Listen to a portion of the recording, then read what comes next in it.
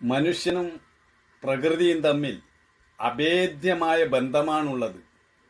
അതുപോലെ മനുഷ്യനും തമ്മിലും നമ്മളെല്ലാവരും എല്ലാ ജീവജാലങ്ങളും പരസ്പരം ബന്ധപ്പെട്ടാണിരിക്കുന്നത്. നമ്മുടെ ശരീരത്തിൽ എവിടെയെങ്കിലും ഒരു വേദന അനുഭവപ്പെട്ടാൽ, ഉദാഹരണത്തിന് നമുക്കൊരു വയറുവേദന ഉണ്ടായാൽ, അല്ലെങ്കിൽ പല്ലുവേദനയുണ്ടായാൽ, അല്ലെങ്കിൽ അഥവാ തലവേദന, നെഞ്ചുവേദന ഉണ്ടായാൽ അത് നമ്മെ അസ്വസ്ഥമാക്കുന്നു, നമ്മുടെ ഓരോ നിമിഷവും ദുഃഖപൂർണമാക്കുന്നു. ഇനി പ്രകൃതിയിലേക്ക് നോക്കിയാൽ, കടലിൽ ഏതെങ്കിലും തരത്തിലുള്ള ഒരു സാധാരണ അവസ്ഥയിൽ നിന്നും ഒരു വ്യതിചലനം ഉണ്ടായാൽ, ചൂഴിയുണ്ടായാൽ, അത് തീവ്ര മഴയായും കൊടുങ്കാറ്റുമായും ഒക്കെ വന്ന് നമ്മുടെ ജീവിതത്തെ ദുഃഖപൂർണമാക്കുന്നു, ചിലപ്പോൾ മരണം സംഭവിക്കുന്നു. ഇതെല്ലാം നമ്മെ സാരമായി ബാധിക്കുന്നു. അതുപോലെ തന്നെ അന്തരീക്ഷ മലിനീകരണമുണ്ടായാൽ അത് നമ്മെ എല്ലാവരെയും മൊത്തത്തിൽ ബാധിക്കുന്നു. ഇപ്പോൾ കൊറോണയുണ്ടായപ്പോൾ അതിൻ്റെ ദൂഷ്യഫലം നമ്മളെല്ലാവരും ഒരുപോലെ ലോകം മുഴുവൻ അനുഭവിച്ചതാണ്. എത്രയോ ലക്ഷക്കണക്കിന് ആളുകൾ മരിച്ചുപോയി. അപ്പോൾ നമ്മുടെ ഓരോരുത്തരുടെയും ഓരോ പ്രവൃത്തിയും പ്രകൃതിയിൽ എങ്ങനെ സ്വാധീനിക്കുന്നു, തിരിച്ചെങ്ങനെ സ്വാധീനിക്കുന്നു, ഇതെല്ലാം നമ്മൾ നിത്യജീവിതത്തിലെ നമ്മുടെ അനുഭവത്തിലൂടെ നോക്കിയാൽ നമുക്ക് മനസ്സിലാകും. ഒരു വ്യക്തി മനസ്സിലുണ്ടാകുന്ന ദുഃഖവും സംഘർഷങ്ങളും ആ കുടുംബത്തെ ബാധിക്കും. ആ കുടുംബത്തിലെ ഏതെങ്കിലും ഒരു വ്യക്തിക്ക് എന്തെങ്കിലും പ്രശ്നമുണ്ടായാൽ ആ കുടുംബത്തെ സാരമായി ബാധിക്കുന്നു. അതുപോലെ സമൂഹത്തിൽ ഒരു പ്രശ്നമുണ്ടായാൽ അത് ആ സമൂഹത്തെ മൊത്തം ബാധിക്കുന്നു. രാഷ്ട്രത്തിൽ ഒരു യുദ്ധമോ കലാപമോ ഉണ്ടായാൽ ആ രാഷ്ട്രത്തിലെ എല്ലാ ജനങ്ങളും ദുഃഖം അനുഭവിക്കേണ്ടി വരുന്നു. ഇങ്ങനെ നോക്കുമ്പോൾ നമ്മൾ പരസ്പരം ബന്ധപ്പെട്ടാണ് ഇരിക്കുന്നത്. അതുകൊണ്ട് തന്നെ ഒരു വ്യക്തിക്കും ഈ ലോകത്ത് ഒറ്റപ്പെട്ട് ജീവിക്കുവാൻ കഴിയുകയില്ല. പാരസ്പര്യമാണ് ജീവിതം. നമ്മുടെ ജീവിതം സമാധാനപൂർണമാകണമെങ്കിൽ നമ്മുടെ ഓരോരുത്തരുടെയും ചിന്തകളും പ്രവൃത്തികളും സ്വാർത്ഥതയ്ക്കപ്പുറം മറ്റുള്ളവരുടെ ജീവിതത്തെ കൂടി കണക്കിലെടുത്തുകൊണ്ടുള്ളതായിരിക്കണം. അല്ലെങ്കിൽ തനിക്ക് സുഖമുണ്ടായിരുന്നാൽ മതി എന്ന് ഓരോ വ്യക്തിയും ചിന്തിക്കുകയാണെങ്കിൽ അങ്ങനെ തനിക്ക് മാത്രമായിട്ട് സുഖമുണ്ടാകുകയില്ല. കാരണം തൻ്റെ ഓരോ പ്രവൃത്തിയും മറ്റുള്ളവരെ സ്വാധീനിക്കുന്നുണ്ട്. നമുക്ക് ഒരു ഊണ് കഴിക്കണം, എന്നാൽ അതിൻ്റെ പിന്നിലുള്ള ത്യാഗം, പ്രവൃത്തി എത്രയോ പേരുടെ ത്യാഗം കൊണ്ടാണ് നമുക്കൊരു ഊണ് കഴിക്കാൻ കഴിയുന്നത്. നമുക്ക് വിശന്ന് പരവശനായിരിക്കുമ്പോൾ നമ്മുടെ കയ്യിൽ ലക്ഷക്കണക്കിന് രൂപയുണ്ട്. അതുകൊണ്ട് എന്താ പ്രയോജനം? ഭക്ഷണം കിട്ടിയാലേ നമ്മുടെ വിശപ്പ് മാറൂ. ആ ഭക്ഷണത്തിന് പിന്നിൽ ആരുടെയൊക്കെ ത്യാഗമുണ്ട്. വയലിൽ ഉഴുത് മറിച്ച് വിത്തിറക്കി അത് വളർന്നു വരുമ്പോൾ കളപറിച്ച് അതിന് വളം നൽകി വെള്ളം നൽകി അത് കൊയ്ത് മെതിച്ച് കുത്തി അരിയാക്കി നമ്മുടെ മുന്നിൽ വന്ന് അത് ചോറായി നമ്മുടെ പ്ലേറ്റിലെത്തുമ്പോഴേ നമ്മുടെ വിശപ്പ് മാറുന്നുള്ളൂ. അത് നമ്മുടെ മുന്നിലെത്തുന്നതിന് മുമ്പ് എത്രയോ പേരുടെ ത്യാഗമുണ്ട്. ഇതുപോലെ ഓരോ കാര്യത്തിലും നമുക്കൊരു രോഗം വന്നു, നമ്മുടെ കയ്യിൽ പണമുണ്ട്, അതുകൊണ്ട് രോഗം മാറുമോ? ഒരു ഡോക്ടറെ അടുത്ത് പോകണം.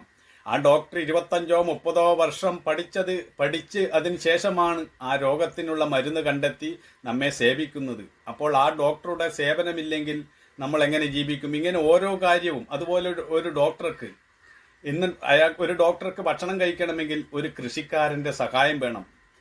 ഇങ്ങനെ ഓരോ കാര്യവും നമ്മൾ എടുത്തു നോക്കിയാൽ നമ്മൾ പരസ്പരം ബന്ധപ്പെട്ടാണ് ഇരിക്കുന്നത്. ആരും അന്യരല്ല. നമ്മളൊരു ശൃംഖലയുടെ കണ്ണികളാണ്. ഈ ബോധം നമുക്ക് ഓരോരുത്തർക്കും ഉണ്ടാവണം. അതുകൊണ്ട് ഞാൻ വലിയവൻ, മറ്റുള്ളവൻ ചെറിയവൻ, ഈ ധാരണ നമ്മുടെ മനസ്സിൽ നിന്നും മാറണം. ഓരോരുത്തരുടെയും കർമ്മങ്ങൾ മഹത്തരമാണ്. ഓരോ വ്യക്തിത്വത്തെയും നമ്മൾ തുല്യമായി അംഗീകരിക്കാൻ തയ്യാറാകണം. അപ്പോഴേ സമൂഹത്തിൽ ശാന്തിയും സമാധാനവും നിലനിൽക്കുകയുള്ളൂ. ഞാൻ വലിയവൻ, ഞാൻ അധികാരവും പദവിയുമുള്ളവൻ, മറ്റുള്ളവന് കഴിവില്ല, അതുകൊണ്ട് അവനെ ദ്രോഹിക്കാം അല്ലെങ്കിൽ അവനെ നിന്ദിക്കാം എന്ന് കരുതുന്നത് സംസ്കാര സമ്പന്നമായ ഒരു സമൂഹത്തിന് ചേരുന്നതല്ല. എല്ലാവരെയും ഉൾക്കൊള്ളാൻ കഴിയുന്ന ഒരു മനസ്സാണ് നമുക്ക് വേണ്ടത്. അതാണ് വിദ്യാസമ്പന്നമായൊരു സമൂഹം എന്ന് പറയുവാൻ കഴിയുള്ളൂ. എങ്ങനെയെങ്കിലും അധികാരവും പദവിയും ഉണ്ടാക്കുക, പേരും പ്രശസ്തി നേടുക, തനിക്ക് സുഖമായി ജീവിക്കണം, ഇത്തരം കാഴ്ചപ്പാട് ഒരു സംസ്കാര സമ്പന്നമായ സമൂഹത്തിന് ചേർന്നതല്ല. അതുകൊണ്ട് നമ്മൾ ഓരോരുത്തരും സ്വന്തം സുഖത്തിന് വേണ്ടി പ്രവർത്തിക്കുമ്പോൾ അന്യന് യാതൊരു ക്ലേശവും ഇല്ലാതിരിക്കാൻ നോക്കണം. മറ്റുള്ളവന് ക്ലേശമുണ്ടാക്കുന്ന കർമ്മങ്ങൾ ഉണ്ടായാൽ അതിൻ്റെ ഫലം തിരിച്ചു വരുമ്പോൾ നമുക്കും അശാന്തി ഉണ്ടാവും. ഇത് പ്രപഞ്ച നിയമമാണ്. ഈ നിയമം അറിയാതെ പോകുന്നത് കൊണ്ടാണ് നമുക്ക് എന്ത് കിട്ടിയാലും സംതൃപ്തി ഇല്ലാത്തതിനുള്ള കാരണം എല്ലാവരും ഒരു വൃക്ഷത്തിലെ ഇലകൾ പോലെ ഒരേ ഒരു ആത്മാവിൽ നിന്നാണ് ഉണ്ടായിട്ടുള്ളത്. നമ്മുടെ എല്ലാവരുടെയും അസ്തിത്വം ഒന്നാണ്. കടൽ ഒന്നേ ഉള്ളൂ. ആ കടലിലെ വെള്ളമാണ് നീരാവിയായി മഴയായി വർഷിച്ച് എല്ലാ പ്രപഞ്ച വസ്തുക്കളെയും പോഷിപ്പിക്കുന്നത്. അതിൽ കടൽ ജലം മഴയായി വന്ന് അത് വർഷിക്കുമ്പോഴാണ് നമുക്ക് ധാന്യങ്ങളും പഴവർഗ്ഗങ്ങളും എല്ലാം ലഭിക്കുന്നത്. സസ്യങ്ങളെല്ലാം പുഷ്ടി പ്രാപിക്കുന്നത് മഴ പെയ്യുമ്പോഴാണ്. ആ കടലിനെ ആശ്രയിച്ചാണ് നമ്മൾ ജീവിക്കുന്നത്. അതുപോലെ നമ്മുടെ എല്ലാവരുടെയും അസ്തിത്വം ഒന്നാണ്. ഈ ഭാവത്തോടുകൂടി നമ്മൾ ജീവിക്കുമ്പോഴേ നമുക്ക് ശാന്തിയും സമാധാനവും ഈ ലോകത്ത് കൈവരിക്കാൻ കഴിയുള്ളൂ. ഈ തത്വമാണ് ആധ്യാത്മികത പറയുന്നത്. അല്ലാതെ അന്ധവിശ്വാസവും അനാചാരവും ഒന്നും സനാതനധർമ്മത്തിന്റെ അടിസ്ഥാന തത്വമല്ല. ഒരന്ധവിശ്വാസവും സനാതനധർമ്മം അംഗീകരിക്കുന്നില്ല. അതൊരു ശരിയായ ശാസ്ത്രമാണ്. പിന്നെ സനാതനധർമ്മത്തിൽ അന്ധവിശ്വാസവും അനാചാരവും ഇല്ലേ എന്ന് ചോദിക്കും. തീർച്ചയായും ഉണ്ട്.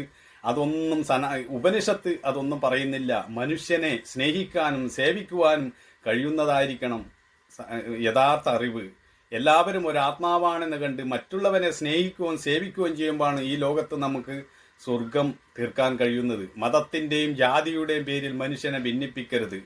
ഇന്ന് എത്രയോ അന്ധവിശ്വാസങ്ങൾ ഭക്തിയുടെ പേരിലും ഈശ്വരന്റെ പേരിലും നടക്കുന്നുണ്ട്. നീ നിന്നെ അറിയൂ, അപ്പോൾ നിനക്ക് നിന്നെയും അറിയാം മറ്റുള്ളവരെയും അറിയാം എന്നാണ് ഉപനിഷത്ത് നമ്മോട് പറയുന്നത്. അല്ലാതെ മറ്റെവിടെയെങ്കിലും ഒരു ആകാശത്തെവിടെയോ ഇരിക്കുന്ന ഒരു ഈശ്വരനെ വിശ്വസിക്കാനോ ആകാശത്തെവിടെയോ ഒരു ഈശ്വരൻ നിന്നിട്ട് നമുക്ക് വിധി കൽപ്പിക്കുകയോ ചെയ്യുന്നില്ല.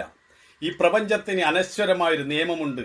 ആ നിയമത്തിന്റെ ഫലം എല്ലാവർക്കും ഒരുപോലെ വരും. ധനികനായാലും ദരിദ്രനായാലും പണ്ഡിതനായാലും പാമരനായാലും എത്ര ഉയർന്ന വ്യക്തിയായാലും കർമ്മഫലം പ്രപഞ്ച നിയമം എല്ലാവർക്കും ഒരുപോലെയാണ്. ആ വിശ്വബോധത്തെയാണ് നമ്മൾ ദൈവം എന്ന് പറയുന്നത്. ആ ദൈവം ആരെയും ശിക്ഷിക്കുകയോ രക്ഷിക്കുകയോ ചെയ്യുന്നില്ല. ഈ പ്രപഞ്ചം മുഴുവൻ അനശ്വര നിയമമായിട്ടും തീർന്നിരിക്കുന്നത് ഭഗവാൻ തന്നെയാണ്. എല്ലാത്തിലുമുള്ളത് ആ സത്യമാണ്. അതിനെ ദൈവം എന്ന് വിളിച്ചാലോ അല്ലാഹു എന്ന് വിളിച്ചാലും ക്രിസ്തു എന്ന് വിളിച്ചാലും എന്ത് പേര് ചൊല്ലി വിളിച്ചാലും ആ നിയമം പ്രപഞ്ചത്തിലുണ്ട്. അത് സത്യമാണ്. എന്ത് പേര് ചൊല്ലി വിളിച്ചാലും അതിനെ നമ്മൾ ഉൾക്കൊള്ളുകയാണെങ്കിൽ എല്ലാവരെയും ഒരുപോലെ കാണുക. ഇതാണ് സനാതനധർമ്മം പറയുന്നത്. മനുഷ്യനെ മനുഷ്യനായി കാണാനും സ്നേഹിക്കാനും സേവിക്കാനും കഴിയുന്നില്ലെങ്കിൽ എന്ത് ഈശ്വര വിശ്വാസം കൊണ്ടും നമുക്ക് കാര്യമില്ല. അതുകൊണ്ട് നമ്മൾ പരസ്പര ഐക്യം കൊണ്ടുവരിക. എല്ലാറ്റിലും നാനാത്വത്തിൽ അടങ്ങിയിരിക്കുന്ന ഏകത്വത്തെ കാണാൻ കഴിയുക. ഇതാണ് സനാതനധർമ്മം പറയുന്നത്. ഇതിൽ യാതൊരു അശാസ്ത്രീയതയുമില്ല. ശാസ്ത്രീയമായൊരു തത്വം തന്നെയാണ്. വാസ്തവത്തിൽ നാം എല്ലാം ഒന്നു തന്നെയാണ്. ഈ തത്വം ഉൾക്കൊണ്ട് നാം ഓരോരുത്തരും ജീവിക്കുമ്പോൾ ഇവിടെ സംഘർഷങ്ങളോ സംഘട്ടനങ്ങളോ യുദ്ധങ്ങളോ ഉണ്ടാവുകയില്ല. പരസ്പരം ഐക്യത്തിൽ നമുക്ക് കഴിയാൻ കഴിയും.